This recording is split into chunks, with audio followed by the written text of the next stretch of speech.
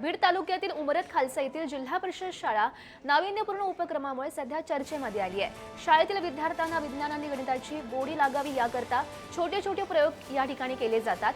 विद्यार्थ्यांना बँकिंगचा अनुभव मिळावा तसंच बचतीची सवय लागावी याकरता बचत बँक सुद्धा चालवली जाते। विद्यार्थ्यांना जर्मन भाषेचे धडे सुद्धा या ठिकाणी दिले जातात।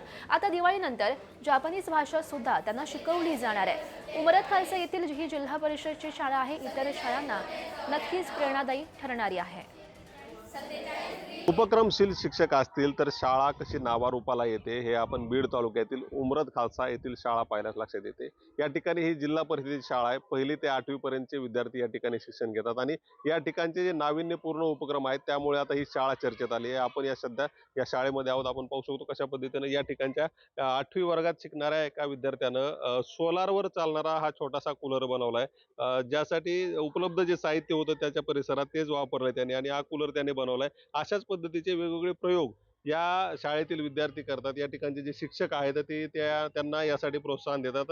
हा जो कूलर बनवलाय तो विद्यार्थी आपल्या सोबत आहे। काय सांगशील, काय नाव आहे तुझं आणि हे कूलर तू कशा पद्धतीने बनवलंस? माझं नाव सूरज चव्हाण आहे। मला सरांनी मार्गदर्शन केले। एक ड्रम वापरलं, एक फॅन व एक पाणी ओढायची मोटर एवढं वापरून मी टाकाऊपासून टिकाऊ वस्तू बनवली। आपल्यासोबत हा विद्यार्थी आहे। आता हा विद्यार्थी पुढच्या वर्गात गेलाय, दुसऱ्या शाळेत गेलाय, परंतु तो जेव्हा या ठिकाणी होता त्यावेळेस त्याने जी भाषा शिकली, जर्मन भाषा देखील शिकली। काय सांगशील, कोणी मार्गदर्शन तुला यासाठी केलं? नेमकं काय तुला आता जर्मन भाषेची अवगत झालंय भाषा? मला जर्मन भाषा येते, पण शब्द कसे जुळतील याचा विचार करावा लागतो। ही भाषा आम्हाला जर्मनीमधून केदार जाधव सर यांनी शिकवली आहे। ही भाषा शाळेमध्ये एक उपक्रम म्हणून आणली होती। या शाळेमध्ये परदेश सर होते तेव्हा का नाही आम्हाला ही भाषा ऑनलाईन पद्धतीने शिकवली जाते। कशा पद्धतीने हे सगळे उपक्रम राबवले जातात? आणखीन काय उपक्रम आहेत या ठिकाणी? या ठिकाणी माझ्या सर्व सहशिक्षकाच्या माध्यमातून हे उपक्रम राबवले जातात। या ठिकाणी बचत बँक आहे, वेंडिंग मशीनचा वापर होतो, वृक्षारोपण आहे, त्याच्यानंतर विद्यार्थ्याची जी शिस्त, आरोग्य ह्या संदर्भात काळजी घेतली। कशा पद्धतीने तुम्हाला हे सगळं सरांनी शिकवलंय? कसं बनवता तुम्ही?